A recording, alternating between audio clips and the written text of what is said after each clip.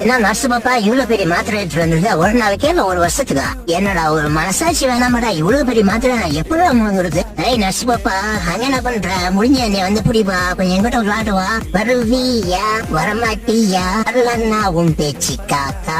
குட்டி போனா உனக்கு குழம்பு ஏறி போச்சு, வந்து 4 ஊசி போறேன், அப்பதான் நீ அடங்குவ. எதுக்கு கூப்பிட்டான்? கூப்பிட்டு உள்ள விட்டான், என்ன விஷயமா இருக்குன்னு தெரியலையே. ஏன்னா அது எரிய பிடிச்சி வச்சிருக்க, பயமா இருக்கா? கீழே போடுறா. கீழே போறான் அப்படின்னா நீ எனக்கு ஊசி போட மாட்டேன்னு சொல்லு, அப்பதான் கீழே போடுவா. எரிய பிடிச்சி வச்சுட்டு எனக்கு பயமா காட்டுறா, போறண்டாட்டம் உனக்கு பெரிய ஊசி. ஒரு வழியா அந்த ஹாஸ்பிட்டல்ல இருந்து டிஸ்சார்ஜ் ஆகி வீட்டுக்கு போகணும்டா சாமி. போறதுக்கு முன்னாடி நம்ம என்ன ஒரு விளையாட்டு போவோம். ஃபயர் அலாரம் அங்க இருக்கு, போயிட்டு அழுத்தி விட்டுட்டு எழுதி பாப்போம் என்ன நடக்குது. ஜாலியா யாரோ ஃபயர் அலாரத்தை அழுத்திட்டான், ஓடு ஓடு போயிட்டு ஆஃப் பண்ண. நர்ஸ் பாப்பா, நான் தான் ஃபயர் அலாரத்தை ஆன் பண்ணா. எப்படி இருந்துச்சு? ஜாலியா இருந்துச்சா?